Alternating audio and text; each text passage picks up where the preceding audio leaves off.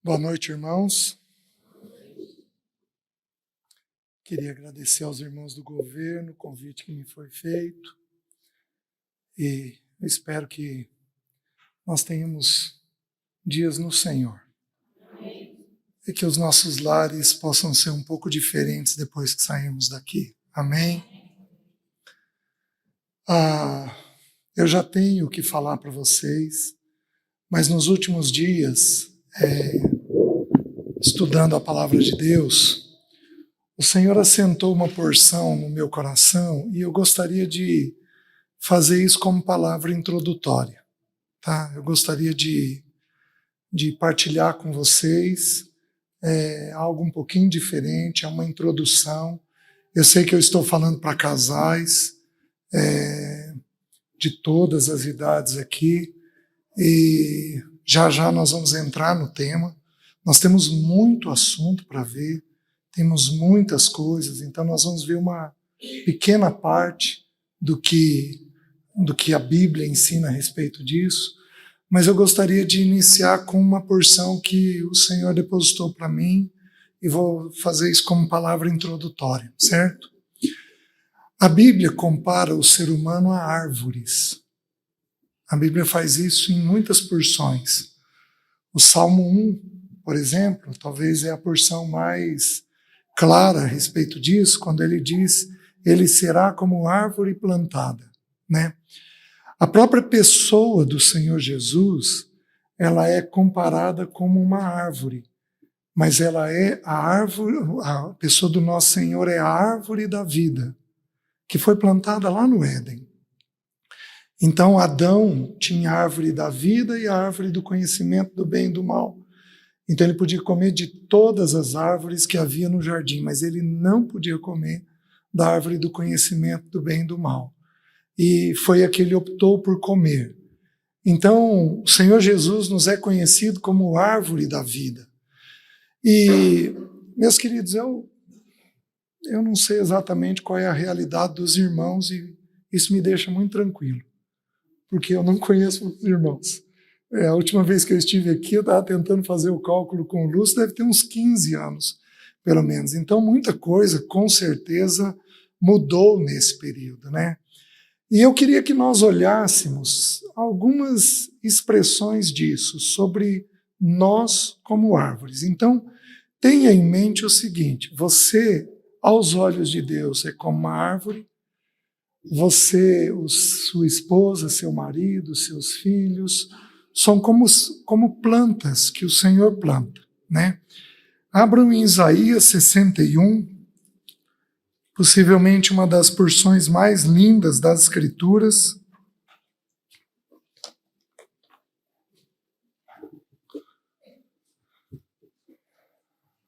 O texto bíblico diz assim, esse é um texto messiânico. Deixa eu conhecer os irmãos aqui. Quem aqui tem até 5 anos de casado? Levanta a mão. Levanta alto, por favor. Isso. Quem tem entre 5 e 10 anos de casado? Certo. Quem tem entre 10 e 20 anos de casado? Levanta a mão. Quem tem entre 20 e 25 anos? Certo. Acima de 25 anos? É uma boa parte. Certo. Quem aqui já é avô? Nossa, eu tenho para aprender com os irmãos, né? Quem aqui tem filhos entre 1 e 5 anos de idade? Quem aqui tem filhos entre 5 e 12? Certo. Quem tem filhos entre 12 e 18? Certo. Acima de 18? Certo. Tá. Tá bom, então. Isaías 61. O Espírito do Senhor Deus está sobre mim, porque o Senhor me ungiu para pregar boas novas aos quebrantados, enviou-me a curar os quebrantados de coração, a proclamar libertação aos cativos e a pôr em liberdade os algemados, a pregoar o ano aceitável do Senhor e o dia da vingança do nosso Deus, a consolar todos os que choram, e a pôr sobre os que em Sião estão de luto uma coroa em vez de cinzas, óleo de alegria ao invés de pranto, vestes de louvor em vez de espírito angustiado. Prestem atenção, a fim de que se chamem carvalhos de justiça, plantados pelo Senhor para a sua glória. Versículo 9. A sua posteridade será conhecida entre as nações, os seus descendentes no meio dos povos. Todos quantos os virem, os reconhecerão como família bendita do Senhor. Não há coisa melhor para ansiarmos do que sermos uma família bendita do Senhor. Meus queridos, com Deus já é um tanto difícil. Sem Deus, amar é muito difícil. Amar o outro, amar até o fim, amar de forma adequada, é muito difícil.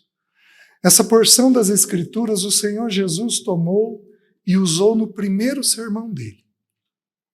Ele leu essa porção, Isaías 51, e ele conclui o versículo 1 e 2 dizendo assim: hoje se cumpriu esta Escritura. Então, na vida dele, aquilo estava ocorrendo naquele momento. O primeiro sermão do Senhor é essa porção. E o primeiro milagre do Senhor está dentro de um casamento. Isso não é à toa. Na cruz do Calvário, o Senhor Jesus teve 6 frases. Se não me engano, a terceira frase, ele cuidou da mãe dele. Na cruz, o Senhor estava pensando em família. Ele vira para João e diz assim: João, filho, eis aí tua mãe. Vira para a mãe dele, Maria, como filho mais velho. Mulher, eis aí o teu filho. Ele não deixou a viúva abandonada. Do início da vida do Senhor ao final da vida do Senhor, o Senhor Jesus pensou nesta família bendita, e todos quantos o virem os chamarão de família bendita do Senhor. Quando eu vi esse texto pela primeira vez, eu tive uma fé simples. E eu disse para mim mesmo e para Leci, eu queria que isso ocorresse na nossa vida. Porque serão posteridade bendita do Senhor. Meus queridos, nossos filhos não são para o mundo, não são para o pecado, não são para a morte, não são para viverem de qualquer jeito. Nossos filhos são posteridade bendita do Senhor. Os irmãos estão entendendo? Não importa a condição que você veio aqui. Não importa a maneira pela qual está seu casamento. Nós somos um grupo grande. Nós temos casais que no último ano, 2 anos, falou de separação. Nós temos casais angustiados, homens angustiados, em geral, mulheres desesperadas por não saberem mais o que fazer. Não tem o que Deus não coloca em ordem. Não tem. Só que você precisa entender que Deus começa te tornando um carvalho, uma árvore forte. É interessante que quando você estuda o carvalho na Bíblia, existem 2 menções que são singulares do carvalho. No livro de Amós, diz que o carvalho é forte. Então, a primeira coisa que Deus faz quando planta em nós, Ele planta pés de alface, porque toda a criação é dele. Mas na vida familiar, a árvore que ele lançou mão é um carvalho, que para atingir essa altura vão 30 anos. Os irmãos estão entendendo? Então Deus leva tempo para formar em nós aquilo que é necessário Ele formar. Então Ele precisa de tempo. Nós não somos um pé de alface que com 45 dias estamos prontos para sermos usados pelos outros. Tua mulher não é alguém que você vai falar e amanhã ela está pronta. Teu filho não é alguém que você vai falar e ele vai mudar da noite para o dia. Não é assim que Deus trabalha. Deus trabalha gradativamente, mas o que Ele faz em definitivo. Ele faz de forma forte, determinada, Ele faz de forma conclusiva. Aquilo que Ele faz para Ele fazer. Não é como nós que engatamos e desengatamos, que temos uma esperança e depois perdemos ela. Com o Senhor não é assim. Então essa visitação da pessoa do Senhor Jesus na minha vida e na sua vida, ela determina que Deus vai nos tornar um carvalho de justiça. Para isso, Ele precisa nos visitar. Meus queridos, eu me converti aos 15 anos de idade. Mas eu lembro, eu acho que eu tinha entre 5 e 6 anos de idade. Eu ia a minha cidade, a cidade dos meus pais, era muito pequenininha. E eu ia numa vidraçaria porque tinha quadros lá. E eu gostava de ver. E o quadro que o Senhor Jesus me chamou a atenção para o Evangelho, a primeira vez, foi um quadro da Arca de Noé. E aquilo, eu passava minutos olhando aquilo. Foi o Senhor me chamando. Deus precisa te despertar de alguma maneira. Ele te desperta numa reunião como essa, mas Ele, em geral, nos desperta nas necessidades que nós temos. A gente vai ter necessidade na vida familiar e nós temos que entender que aquilo não é apenas um problema de casamento. Aquilo, em geral, é um chamado ao despertamento dentro de nós. Então a pessoa do Senhor Jesus, ela tem que entrar no nosso casamento, como Ele diz, o Espírito do Senhor está sobre mim, porque Ele me ungiu a pregar boa nova aos quebrantados. Tem alguns de nós que ficamos moídos.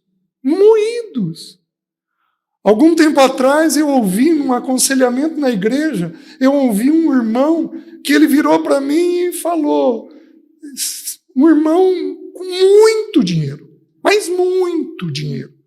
Ele virou em meio às lágrimas, dizendo do que ele tinha alcançado, do benefício que Deus tinha feito com ele financeiramente. Aí ele debulha em lágrimas e chora e diz, você me ajuda a não perder meus filhos? A não perdê-los? Nós estamos num trabalho exaustivo de talvez 4, 5 anos já. E com a graça de Deus, ele está unido com os filhos. Não tem o quê.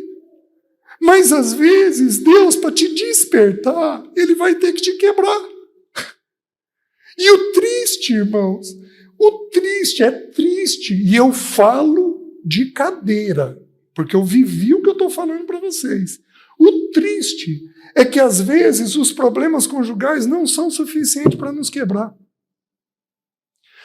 Mas quando Deus toca num filho, nossa, aí a gente assusta. É triste. Minha esposa, ela falava para mim assim, César, eu não te entendo. Eu falo e você não ouve. Quando eu dou uma de louca, e eu viro para ela e digo, Leci, o que é isso? Ela falou, isso você ouve. Mas eu falei 10 vezes para você. Alguma irmã se identifica? Não levanta a mão, não. Não, acho que eu não vou. A risadinha já diz tudo, né? Gente, isso é extremamente comum dentro de casamento. E a gente não aproveita as ocasiões para que os problemas nos quebrantem. Aí o texto avança e diz, enviou-me a curar os quebrantados de coração, a proclamar libertação aos cativos e a pôr em liberdade os algemados. Meus queridos, alguns de nós aqui somos cativos. Cativos de pornografia, cativos de celular, cativos de internet, de compulsões N's, bebida, sexo e vai por aí afora, um monte de escravidão que a gente tem no nosso meio e os nossos filhos trilhando o mesmo caminho. Caminho de escravidão. Alguns aqui dos mais velhos, nós temos muitos mais velhos, já tiveram filhos bêbados, filhos mundanos, filhos onde a gente teve preocupação com a amizade, com problemas de ordem sexual. Meus queridos, Deus põe em ordem tudo. Não tem o quê. Deus não põe em ordem. Mas para isso, Ele tem que te tornar um carvalho. Forte. Determinado. Sabe como é que um carvalho fica forte? Você sabe como é que uma árvore fica forte? Pensa comigo. Que árvore é mais forte? A árvore que está no campo aberto ou a árvore que está no meio da floresta? Qual árvore é mais forte? Por quê? Porque à medida que o vento bate nela, ela é obrigada a aprofundar as raízes para suportar. Os irmãos estão entendendo? Quando eu era jovem, nós fomos limpar uma área do acampamento, a igreja tinha um acampamento, e nós fomos limpar uma área do acampamento para poder fazer uma área de lazer, e tinha muita mina naquele local que nós fomos limpar. E aí tinha uma árvore dessa altura. E aí, então, fui eu e um amigo e fomos tirar a árvore. Então, eu tentei, não consegui, ele veio, tentou, não consegui, veio mais um grupo de amigos, não conseguiu, nós escavamos, não conseguimos, nós pegamos o trator, colocamos a corrente, começamos a puxar e o trator não arrancou ela. Ela estava do lado de mina. Quando nós conseguimos arrancar, a raiz dela tinha quase 3 vezes o tamanho dela. Sabe por quê? Porque ela estava do lado de uma mina. O que o Salmo 1 diz? Que o homem medita no quê? E ele se torna uma árvore. Você não vai ser forte se você não tiver tempo diário com as Escrituras. Você não vai receber direção da parte de Deus. Meus queridos, Deus dá direção para tudo. Ele é um pai que fala, que comunica. Mas para isso, você tem que estar desprovido do seu entendimento e deixar ele te orientar aqui.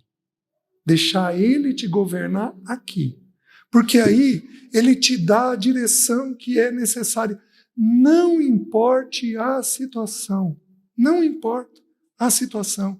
Ele vem e te dá a direção. Alguns dos irmãos já ouviram, quando a Alessi adoeceu, então ela adoeceu e já fez uma metástase. E aí a gente só tinha o tumor primário dela, que era um tumor de seio, e aí uma médica virou e falou, Alessi, tem mais alguma coisa acontecendo. E foi ver, ela estava com um problema no sangue, na medula óssea. E aí eu estava no meu devocional. No dia seguinte da consulta, eu abri, no dia seguinte da biópsia, eu abri o devocional Jó. Lá dizia assim, um morre em pleno vigor da sua força, tendo fresca a medula dos seus ossos. Eu virei para Alessi e falei, não vai dar nada. Porque Deus falou sobre uma medula fresca.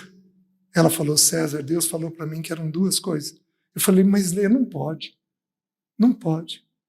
Deus estava dando direção de que 4 meses depois aquela sobrinha filha morreria. Uma menina de 43 anos com a medula fresca e morreu. Alguém porventura ensinará a ciência a Deus? Deus nos conduz em tudo. Eu levei um tempo para ter a compreensão. Aí tive a compreensão, mas Deus orienta. Então, meus queridos, nós precisamos de orientação dentro de casa, com o casal, com os filhos. Nós precisamos disso daí. O que o Senhor faz? O Senhor quer te tornar, não o teu parceiro. Ele quer tornar você um carvalho de justiça. O irmão está entendendo? À medida que ele torna você uma árvore forte, a gente entra na segunda coisa, no segundo sinal, ele é descrito em Juízes, sobre o carvalho. Diz que Gideão, quando ele foi chamado pelo Senhor, diz que o anjo veio até ele e o anjo descansou debaixo de um carvalho. O carvalho traz descanso para as pessoas. Ele é uma árvore frondosa, grande, onde traz sombra para as pessoas. Homem, presta atenção, se determine em ser um carvalho. Porque não apenas tua mulher e teus filhos vão vir te procurar para saber qual é a força, qual é a instrução que eles precisam ter, mas eles vêm para descansarem em você. Então a casa passa a encontrar descanso. Que dádiva é quando nós temos um homem assim, tranquilo, sereno, onde as pessoas conseguem repousar. Não é aquela coisa agitada, não é um espinheiro. Tem alguns de nós aqui que estamos mais para espinheiro, para brolho, para cardo, para aquela coisa difícil, reativa, ruim, brava, dura, que machuca, ácida. Meus queridos, esse não é o propósito de Deus. O propósito de Deus é que você seja um carvalho. O propósito de Deus é te tornar sereno, manso, quieto, sossegado, onde você fala pouco, mas o que você diz penetra profundamente nas pessoas que estão perto de você. Assim deve ser a vida familiar. Os irmãos estão entendendo? Então o Senhor anseia te tornar este carvalho. Porém, meus queridos, existe uma outra porção das Escrituras que é extremamente singular. Abram em Marcos capítulo 8, por favor. Existe um milagre curioso que o Senhor fez. O que nós estamos estudando? Que os homens, as mulheres, os nossos filhos são árvores, certo? Olha que interessante esse milagre. Marcos capítulo 8, versículo 22. Então chegaram a Betsaida e lhe trouxeram um cego, rogando-lhe que o tocasse. Jesus, tomando o cego pela mão, levou-o para fora da aldeia e, aplicando-lhe saliva aos olhos e impondo-lhe as mãos, perguntou-lhe: vês alguma coisa? Este, recobrando a vista, respondeu: vejo os homens, porém, como árvores os vejo andando. Aí o Senhor diz assim: então novamente lhes pôs as mãos nos olhos, e ele, passando a ver claramente, ficou restabelecido, e tudo distinguia de modo perfeito, e mandou Jesus embora para casa, recomendando-lhe: não entres na aldeia. Por algum motivo, o Senhor curou vários cegos, mas por algum motivo este cego ele teve que tirar da aldeia. Ele teve que colocar à parte, por algum motivo, e depois lhe proibiu de entrar na aldeia. Então, a gente supõe, a ciência diz isso, que para você conseguir ver um quadro bem nítido, às vezes você tem que distanciar um pouco dele. Às vezes, para a gente conseguir enxergar nossa esposa, nosso marido, do jeito de Deus, Deus vai ter que nos colocar um pouquinho longe, perto dele. ir um pouquinho longe da situação, para conseguir ver aquilo com calma. O tempo devocional nosso faz isso. A gente consegue, na solidão com Deus, nós e Deus, enxergarmos as coisas com um pouco mais de clareza.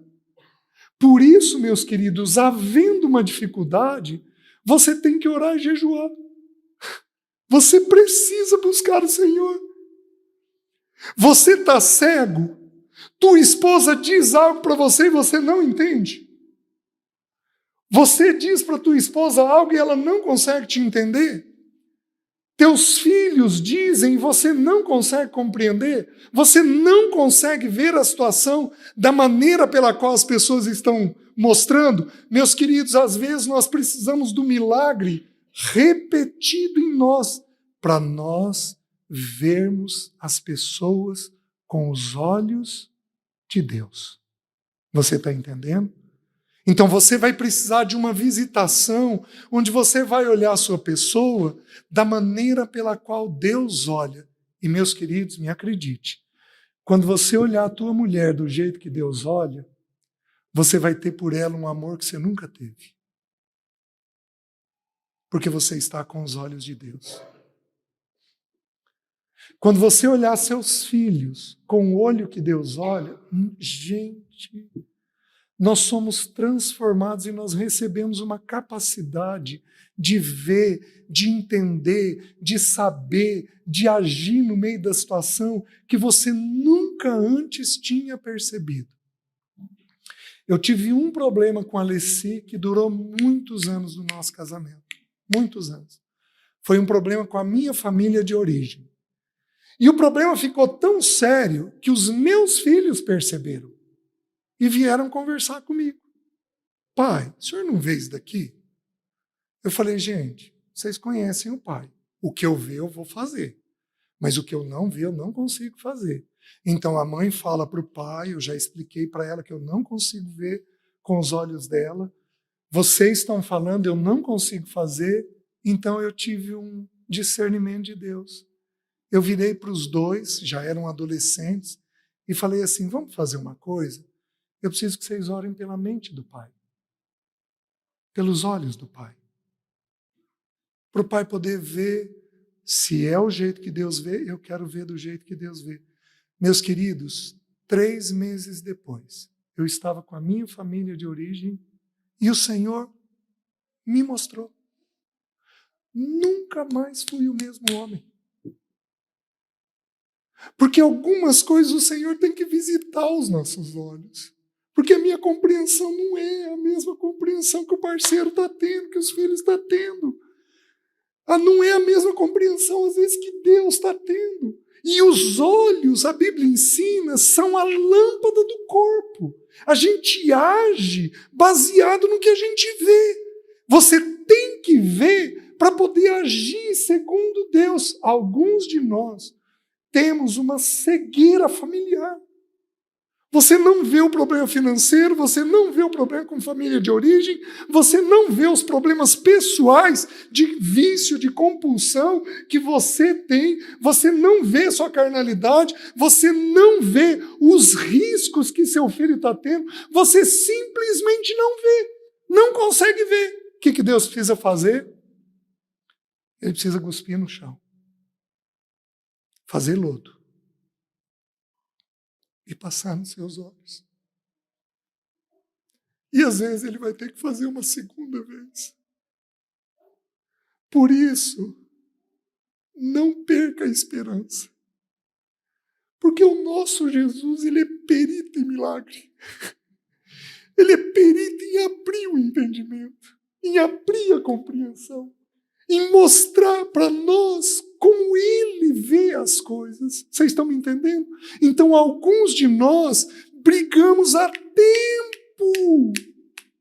Não levanta a mão. Olha, aqui eu estou respeitoso com vocês, hein? Não levanta a mão. Mas alguns casais aqui vêm brigando há tempos pela mesma coisa. Estou errado, irmãos?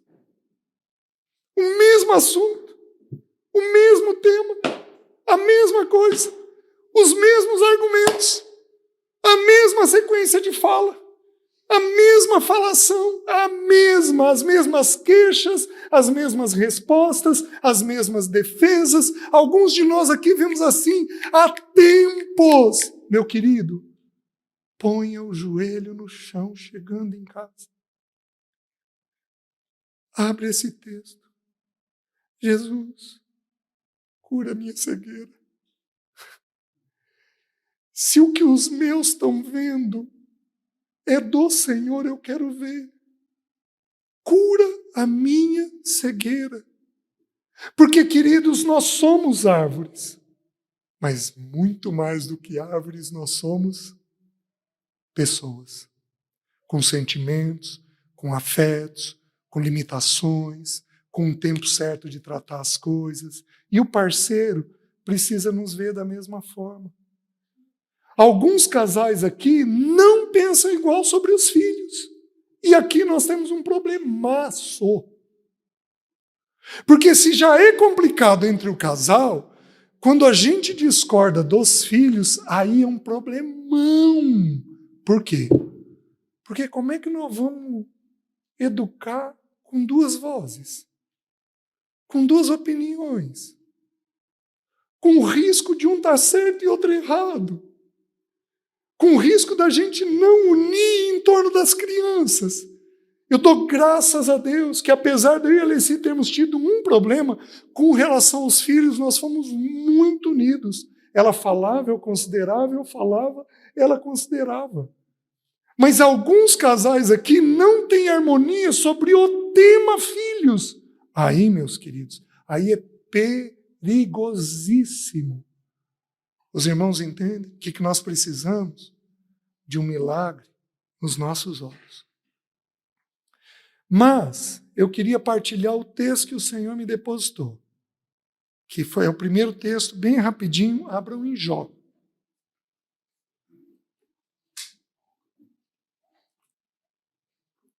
Capítulo 14.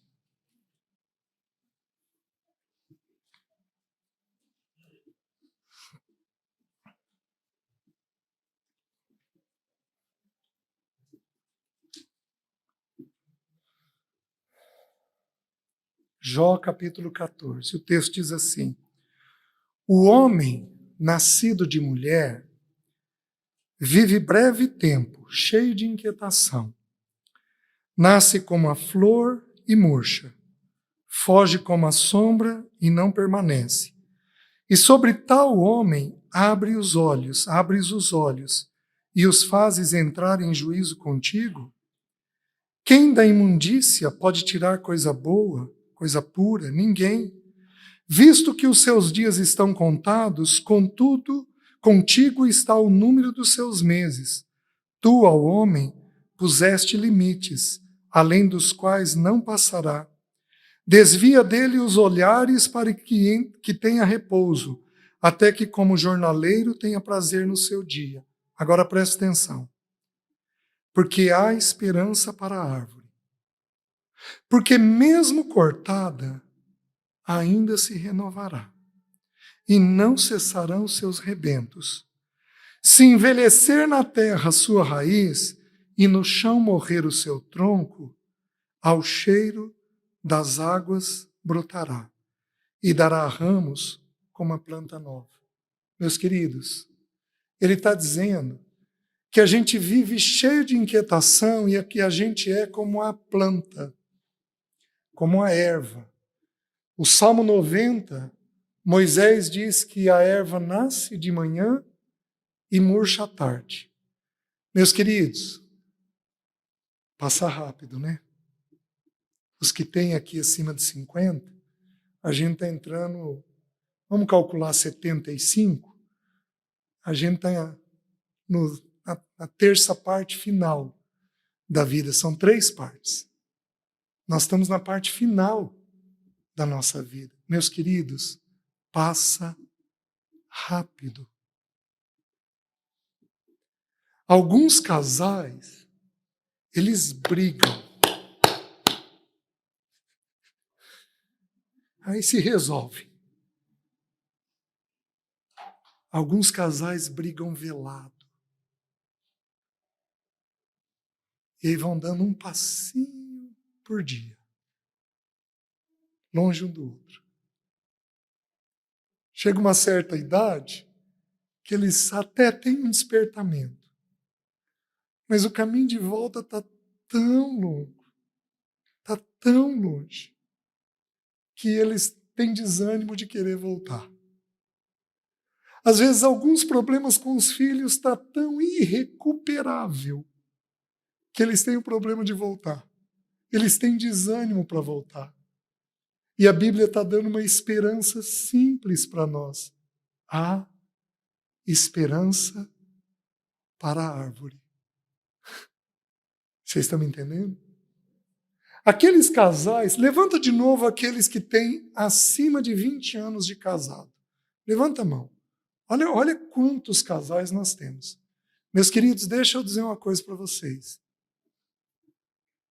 Deus é especialista em milagre. É para vocês cuidarem um do outro.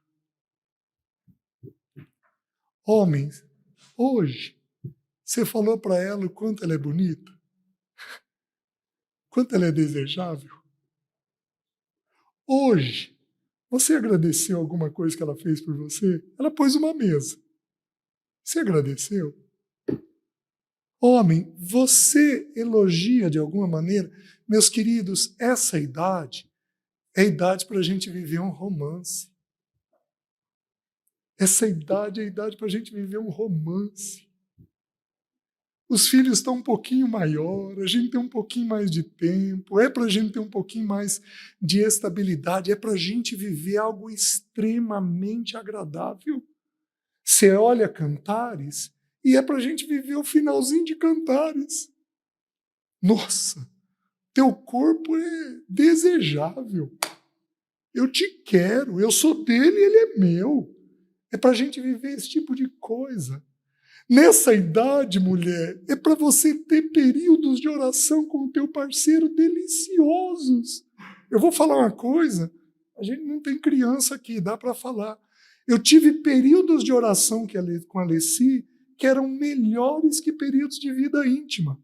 Não que a vida íntima não fosse boa, mas, meus queridos, um coração adequado diante de Deus, com uma oração adequada diante de Deus, traz uma união com o casal única. Para minha vergonha, eu alcancei um casamento ótimo, mas para minha vergonha eu fui alcançar isso já no finalzinho da nossa vida. Um pouquinho antes da Alessi adoecer, eu já trabalhava menos. Quando ela adoeceu, eu tirei as manhãs. A gente ajustou o orçamento e eu tirei 3 manhãs. Meus queridos, o nosso café da manhã durava de 2 a 3 horas. Não tem preço.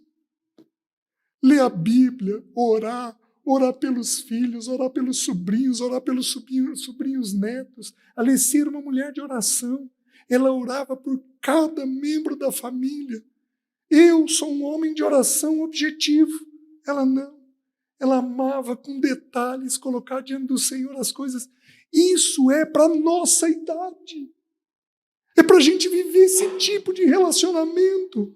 Não é para nós termos mulheres ácidas, azedas, duras, encrenqueiras. Não é, muito menos distantes.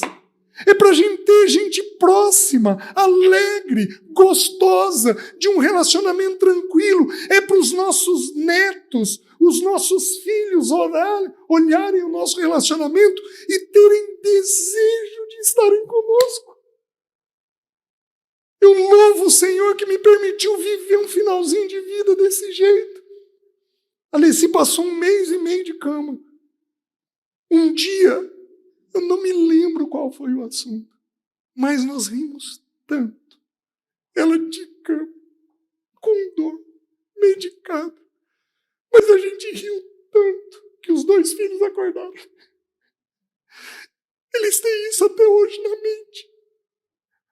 Qual é o valor de uma casa alegre para um filho? Qual é o valor valor de uma casa estável para um neto? Qual é o valor? O que você vai levar dessa vida? Teus bens?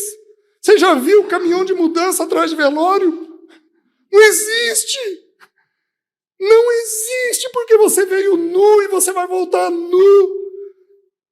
Nós levamos aquilo que nós fizemos com as pessoas, aquilo que Cristo foi formado dentro de nós. Então não importa o tamanho da tua situação, não importa o tamanho da tua situação, não importa o tamanho do milagre. Meus queridos, não tem milagre onde não há necessidade.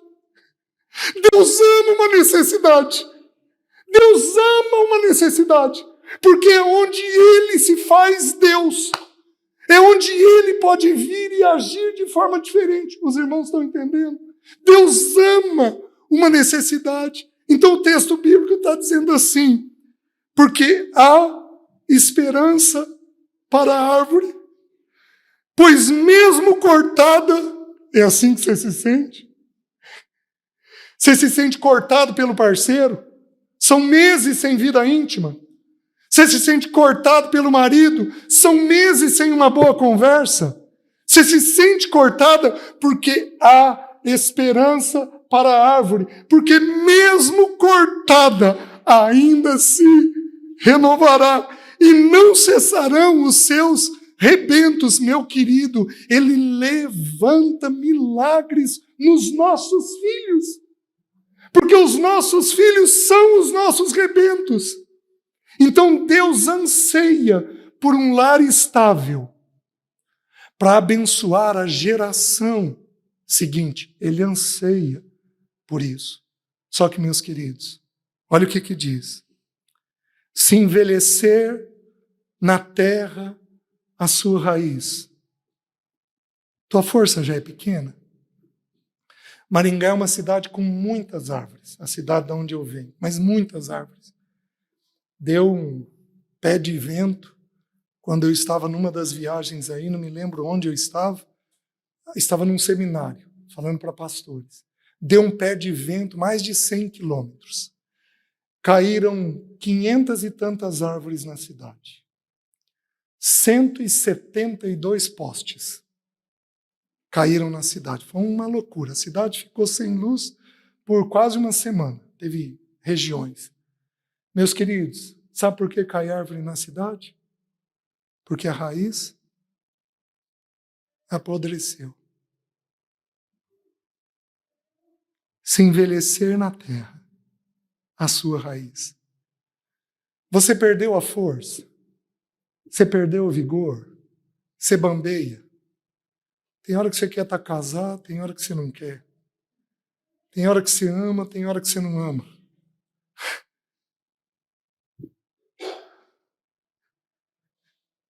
Se envelhecer na terra a sua raiz, e no chão morrer o seu tronco, ao cheiro das águas brotará. A água tem 2 símbolos na Bíblia. A água é a palavra e a água é o Espírito Santo de Deus. Meus queridos, eu não sei qual é o tamanho da tua situação. Eu sei de uma coisa. O Senhor anseia por um milagre. E eu tenho certeza, Ele não depositaria essas porções se não fosse porque Ele intenta fazer esse milagre no meio dos irmãos. Os irmãos estão entendendo? Só que para isso, o que nós vamos fazer? Eu acho que nós temos que tomar uma decisão. Uma decisão de procurarmos o Senhor Jesus de tal maneira que Ele toque os nossos olhos. Que Ele cure a nossa cegueira. Procurarmos Ele de tal maneira para a libertação, para tirar o pranto, para tirar o luto, o choro, e nos tornar carvalhos de justiça. E depois que formos carvalhos de justiça, o que vai acontecer? Nós teremos uma família bendita. Os irmãos estão entendendo? Há um tempo atrás eu ouvi uma história já muito antiga, eu ouvi da neta, da bisneta dessa pessoa. Uma senhorinha, crente, muito temente ao Senhor, já de idade, um marido não cristão e muito sem vergonha. Então ele saía para ir para os bordéis da vida. Naquela época do bordel, da casa de prostituição, hoje tudo é diferente. Então era uma história de não menos que uns 50, 60 anos. E ela não suportava mais a situação e ela pôs o joelho no chão e ela pediu para Deus intervir. E Deus virou para ela e falou claramente: eu quero que você engome as camisas dele antes dele sair para isto. Naquela época de se engomar a camisa ainda. E ela, uma mulher muito crente, ela levantou de forma obediente e passou a engomar as camisas que ele ia usar para ir para a prostituição. Enquanto ele engomava, ela orava por ele. Algumas semanas depois, ele teve uma doença grave. E o Senhor o recolheu. Porém, antes dele morrer, ele a chamou e disse que por causa do testemunho que ela havia dado, ele queria entregar o coração ao Senhor. Ao cheiro das águas brotará. Você precisa ter tempo com isto daqui. Não tem jeito. Senão, não tem o que entra em ordem. Porque quando Deus nos toca, nós desejamos Ele. Então, o que eu preciso fazer, meus irmãos?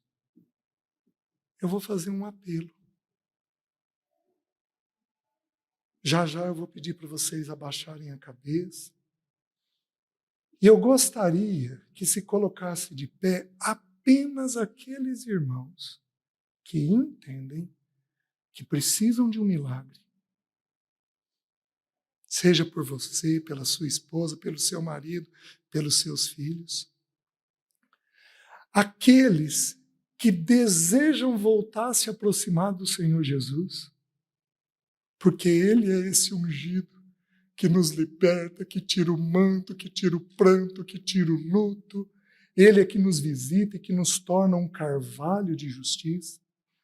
Aqueles que se sentem fracos, distantes, longes do parceiro, com risco com os filhos, eu vou pedir que se coloque de pé apenas aqueles que entendem que o que foi ouvido agora é para você. Então, curva a sua cabeça. Eu vou pedir que todos fiquem com a cabeça curvada, em respeito uns aos outros. Por favor, vamos ser gentis e cuidadosos com os outros. Curva a sua cabeça. E apenas aqueles que foram de alguma forma tocados e que desejam fazer essa oração, se coloquem de pé, por favor. Amém, amém, amém, amém. Amém, amém, amém, amém, amém, amém, amém, amém, amém, amém. Tem mais alguém? Amém. Não resista ao Senhor, querido. Tem mais alguém para se colocar de pé? Em nome de Jesus, amém, amém, amém, amém. Louvado seja amém, louvado seja o nome do Senhor. Senhor Jesus, tem misericórdia de nós.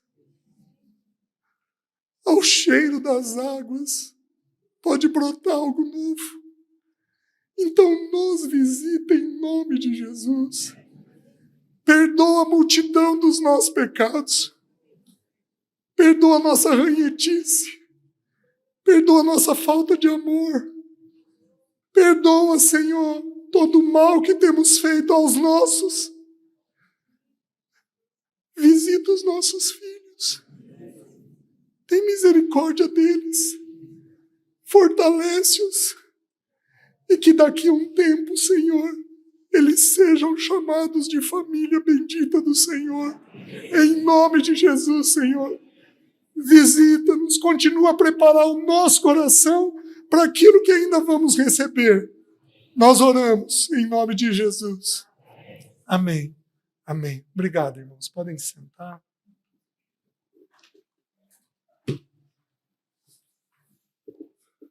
Pronto. Falei a palavra introdutória. Bom, hoje e amanhã estou com casais. Então nós vamos tentar estudar aquilo que nos for possível hoje e amanhã, certo? Abram em 1 Coríntios, capítulo 13.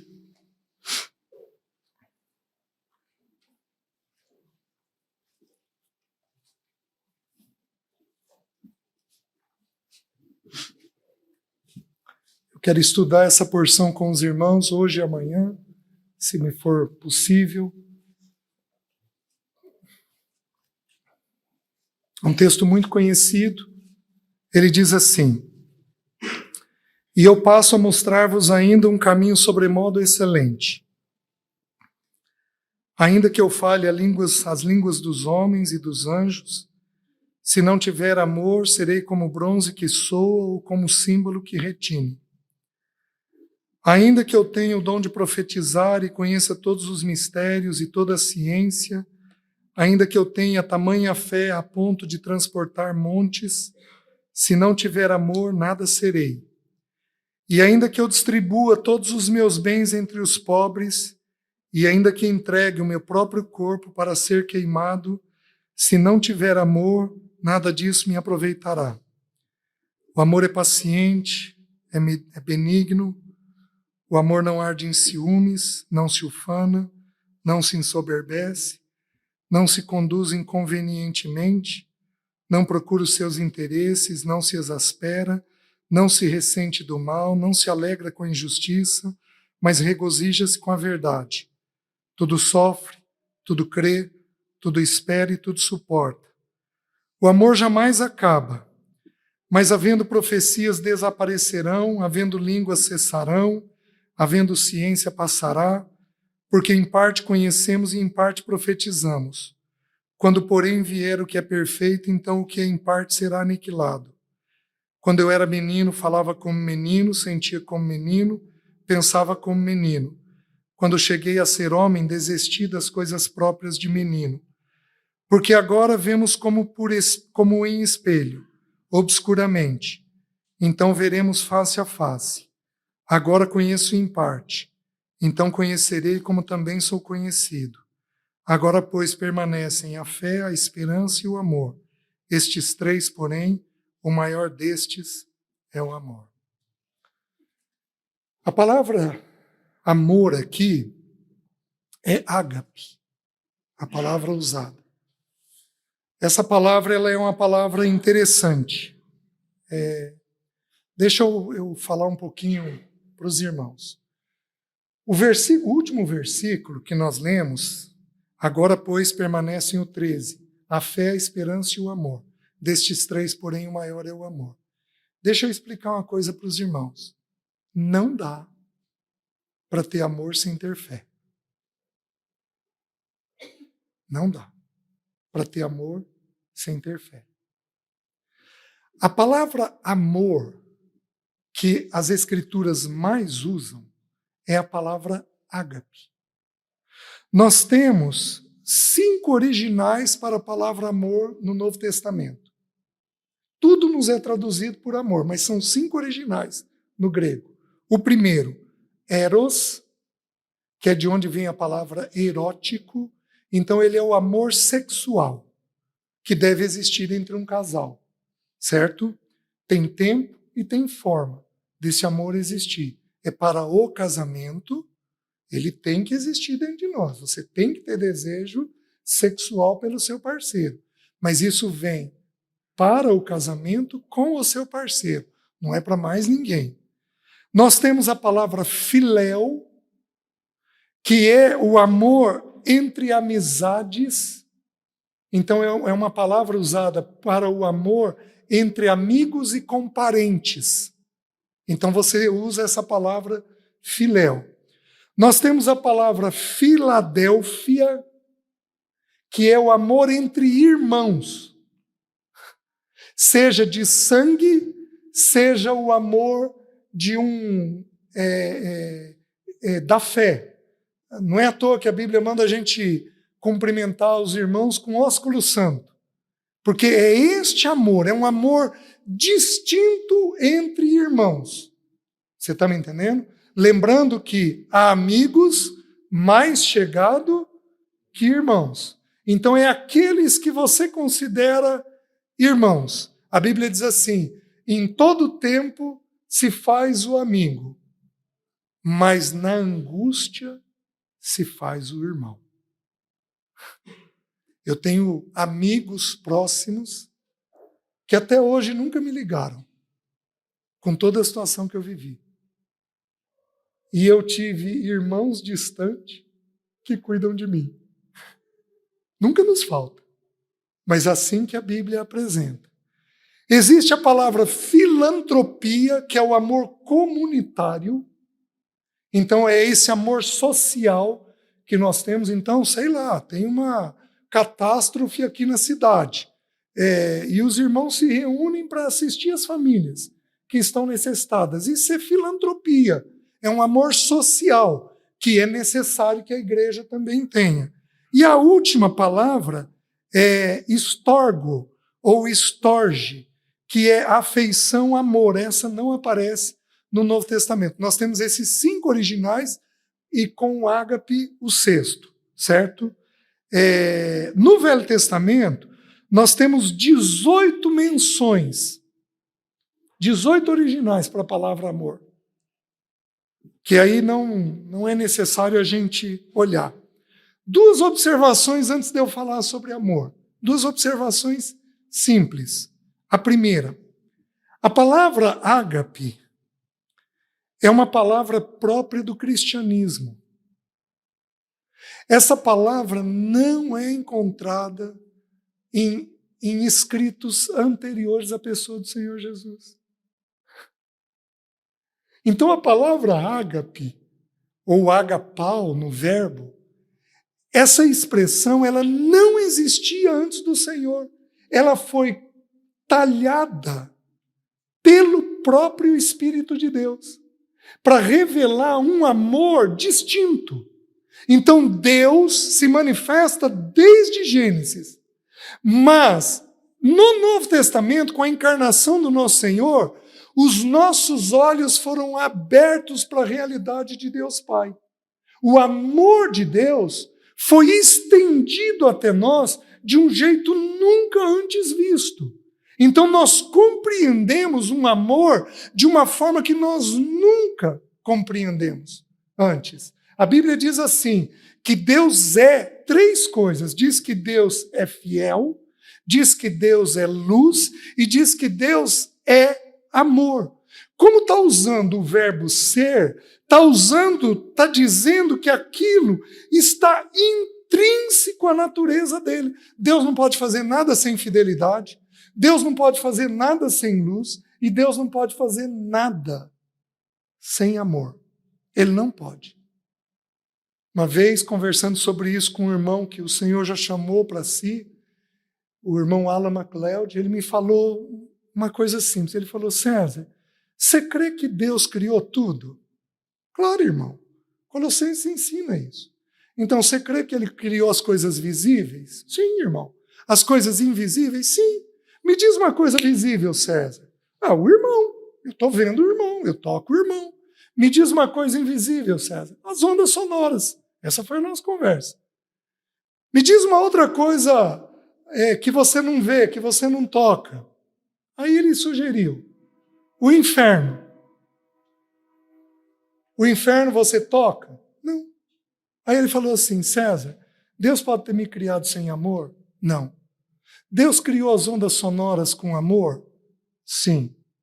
Tudo que ele fez com amor. Então, César, o inferno é um ato do amor de Deus. Ele falou isso, eu fiz essa cara. Meus queridos, está na natureza do nosso Pai. Ele não te julga sem amor. Ele não te corrige sem amor. Ele não te casou sem amor. Ele cuidou de você. Meus queridos, a gente olha para nós lá atrás, de quanta loucura Deus me livrou. De 12 a 15 anos eu namorei 24 pessoas. 12 anos de idade. Quem aqui tem filho com 12 anos de idade? Eu era um sem vergonha. Liberto pela graça de Deus. Eu era tudo, eu tinha tudo para ser louco, para ser sexualizado, para ser problemático. Eu tinha tudo para ser alguém assim. Por que eu não sou? Por causa do amor dele. Ele tem amor por nós. Essa expressão, ágape, não era conhecida antes do Novo Testamento. Você não acha manuscritos que talham essa expressão. Então essa expressão foi tomada pelo Espírito Santo de Deus. Aí, quando as pessoas dizem que onde tem amor, tem Deus,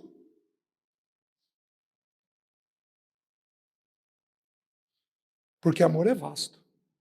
Amor pode ser, como a gente viu, eros, filéu, Filadélfia, filantropia, estorgo, estorge. Amor pode ser tudo isso, mas o ágape é o que expressa o amor de Deus nesta terra, que é o amor sacrificial.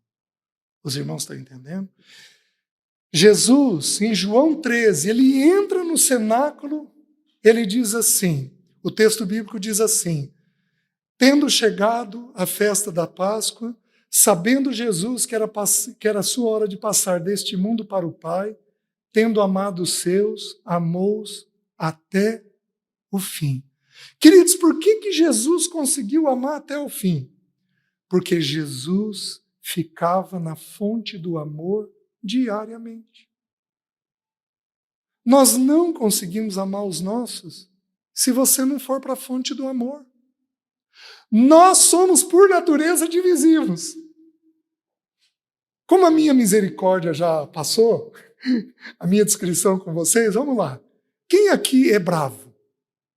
Levanta a mão. Alto. Alto. Vamos confessar os pecados. Quem aqui é encrenqueiro, é briguento?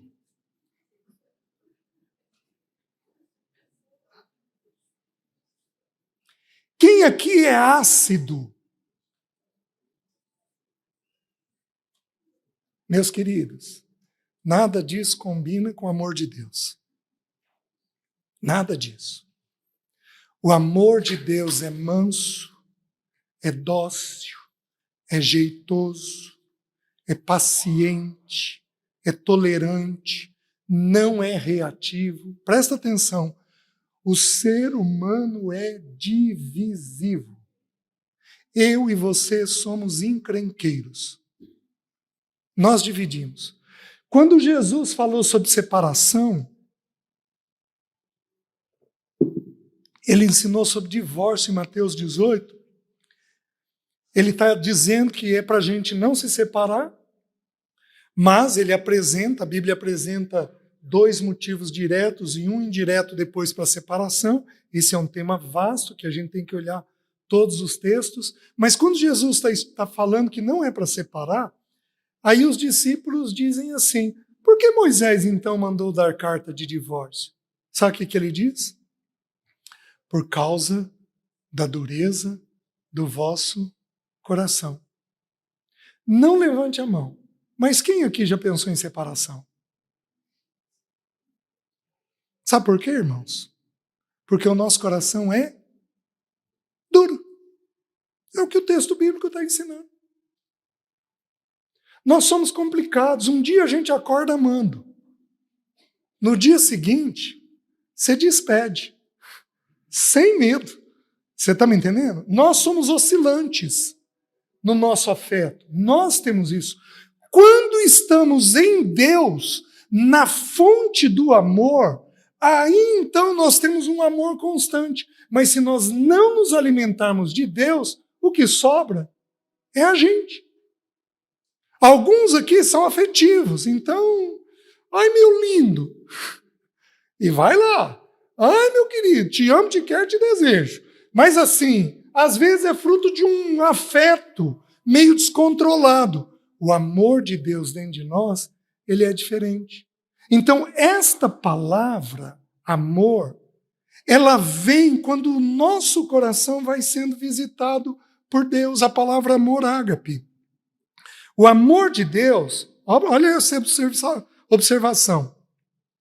O amor de Deus não é o amor de prazer, de satisfação, de autocontentamento ou afeto. Esse não é o amor. Esse é o eros, é o filéu.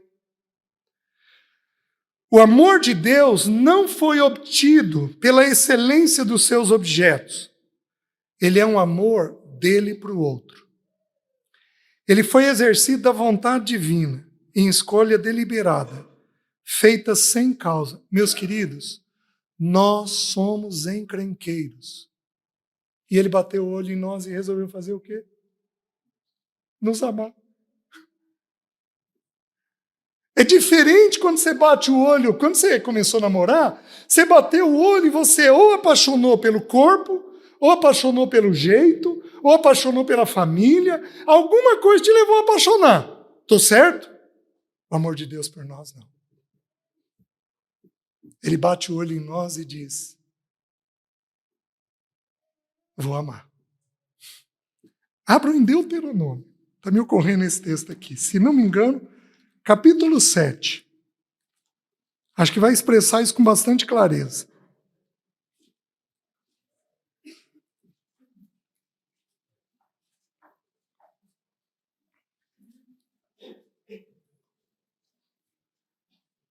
Olha o que diz. Não vos teve o Senhor afeição, nem vos escolheu, porque fosseis mais numerosos do que qualquer povo, pois éreis 7:7, desculpe, irmãos. 7:7, Deuteronômio. Não vos teve o Senhor afeição, nem vos escolheu, porque fosseis mais numerosos do que qualquer povo, pois era o menor de todos os povos, mas porque o Senhor vos amava. Meus queridos, nós éramos o quê? Nada. E ele fez o quê? O que nós vamos fazer com o nosso parceiro? É problemático? É difícil? É complicado? Mas é o parceiro que Deus me deu. É tão interessante, quando você estuda, eu citei para os irmãos João 13, tendo chegado a festa da Páscoa, sabendo de Jesus que era hora de passar deste mundo para o Pai, tendo amado seus, amou-os até o fim. E aí, já no finalzinho do capítulo, ele vai dizer assim, pois eu conheço aqueles a quem eu escolhi. Jesus passou uma noite em oração para escolher os 12, certo? Deixa eu te fazer uma pergunta. Você escolheria para ser seu parceiro um Felipe que era tapado? Senhor, mostra-nos o Pai. E eu penso que Jesus fez assim.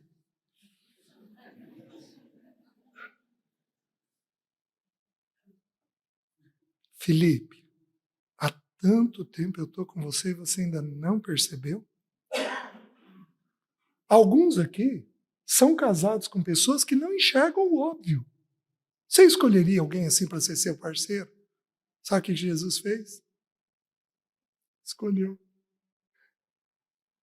Você escolheria, numa linguagem atual, alguém com variação de humor, com bipolaridade, talvez aí com uma personalidade borderline? Você escolheria alguém assim? Sabe quem que era? Pedro. Vou contigo até a morte. Aí ele nega. A hora que era para falar, ele calava. Quando é para calar, ele fala. Ele tem uma instabilidade. Você não vê uma regularidade. Você casaria com alguém instável? Queridos, eu estou sendo gentil, não estou pedindo para vocês levantarem a mão. Você casaria com alguém assim, instável? Meus queridos, Jesus virou e falou, vem cá, vou casar e vou te ajudar. Você casaria com alguém explosivo? Com alguém iracundo? Você casaria com alguém que mete a mão na mesa? Você casaria com alguém assim? Sabe quem que era assim? João.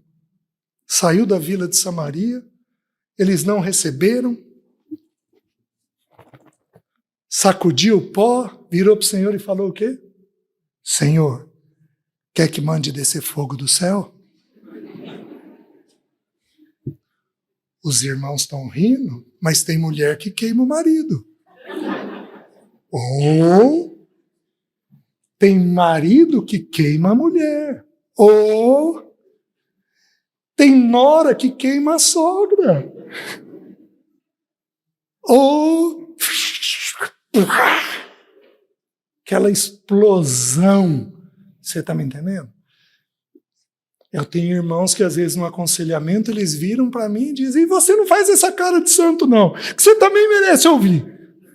Tudo bem, quem sou eu para contrariar? A pessoa está tão brava que até com quem está ajudando ela descarrega.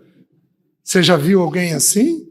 Gente que descarrega em cima de filho. Sabe o que Jesus fez? Bateu o olho em Pedro, falou, vem, você é meu. E foi transformado no apóstolo do amor. João, desculpem. Falei, Pedro? Desculpem. Vocês estão ligados. Desculpem.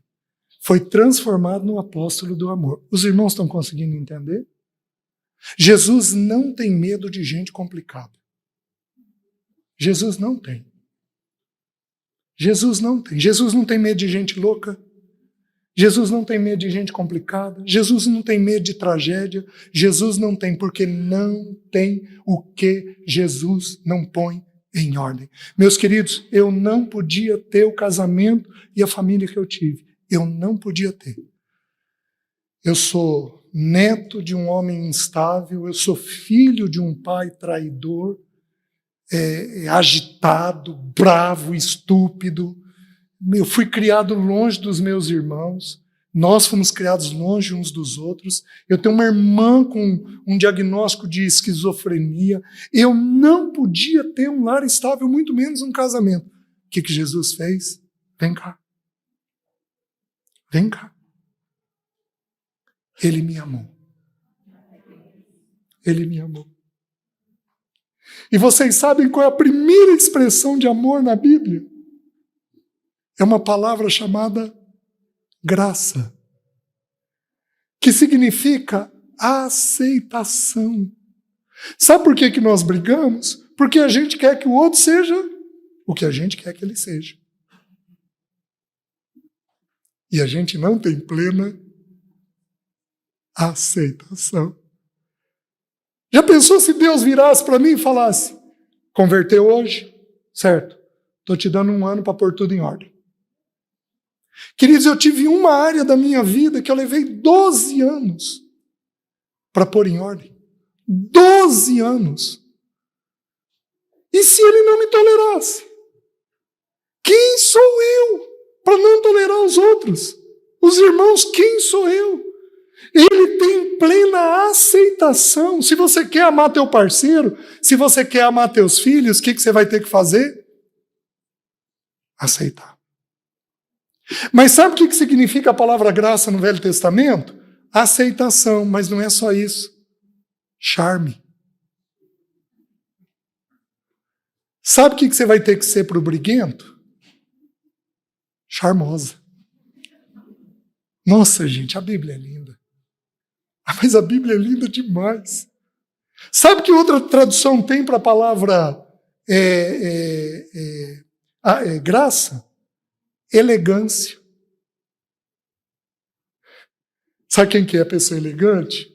Não é a pessoa fina, bem vestida, mas é a pessoa jeitosa, leve no falar, gostosa de alma, tranquila nas reações, firme na hora que precisa ser, que conduz se precisar, mas faz com gentileza, com firmeza. Meus queridos, isso é graça.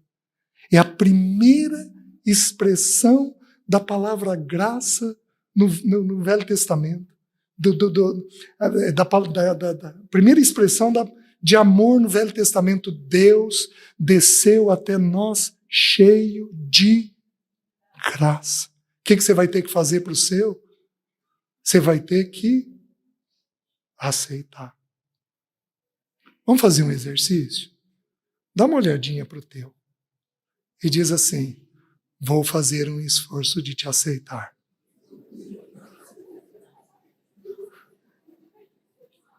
Vamos um pouquinho mais? Diz assim: vou ser elegante para você. Vou ser charmoso para você. Oh! Nossa! Meus queridos, eu daria tudo que eu tenho para ter uma manhã com a Alessi. Para poder ouvir isso. Desculpem. Daria tudo que eu tenho para ter uma manhã de novo. Para poder fazer isso. Como não fazer? Como não fazer? Como não amar? Está na natureza do nosso Senhor. Está dentro da natureza dele, meus queridos. Então, o que nós precisamos começar a pensar? Em aceitar os nossos, do jeito que eles vieram. E em oração, mediante o poder do cheiro das águas, nós vamos pedir para que Deus os transforme. Você não tem poder de mudar seu parceiro. Para com isso. Uma vez eu tive um problema com um líder da igreja, e aí eu tentando ajudar o irmão, vê isso, vê aquilo, vê daquele jeito. Aí a Alessi me trouxe a sensatez, ela virou e falou: César, você prega que quem convence é o Espírito. A Bíblia diz que quem convence é o Espírito. Por que você está querendo falar com alguém que já demonstrou que não vai ouvir? Teu papel é orar. E meus irmãos, parei e fui orar. E o irmão foi restaurado. Levou tempo, mas foi plenamente restaurado. Então nós temos essa firme determinação, esse firme propósito de não querer mudar o outro, mas deixar que o Espírito de Deus o transforme. O nosso papel é aceitar aqueles que Ele nos dá. Agora, eu estava falando lá, eu falei de Filipe, eu falei, você casaria com alguém que não tem fé? Tomé. Gente, Jesus chamou para si alguém que a fé era fria. Parece meio irracional, concorda comigo? Mas Jesus está mostrando o quê? Alguns de nós casaremos com pessoas céticas, sem fé. O que Jesus fez? Amou essa pessoa. Amou essa pessoa. Chamou Tomé para si. Se eu não ver as mãos furadas, o lado furado, eu não creio. Está aqui, Tomé. Vocês estão me entendendo? Tem pessoas que são céticas, que não creem, que não relaxam. E o que a gente faz? Ama, inclusive, aquele que não tem fé. Por último, você aceitaria alguém que te trai?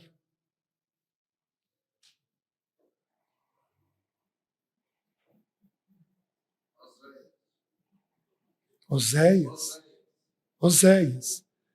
Mas você partilharia o pão com Judas? O que o Senhor fez? Chamou para si alguém que ia traí-lo.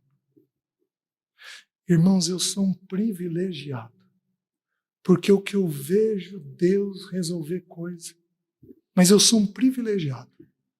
O que eu vejo Deus resolver de coisa, inclusive traição. Então, o que Jesus fez? Eu conheço aqueles a quem eu escolhi. Meus queridos, Deus te deu. Está com você. O que você vai fazer? Amar e amar até o fim. Amém? Amanhã nós vamos estudar como. Então, amanhã a gente avança para ver como, tá bom? Curva sua cabeça. Já tem 1h e tanto que eu estou falando. Vamos parar. Vamos orar? Se você tiver com teu parceiro aí do teu lado, abraça ele, dá a mão para ele.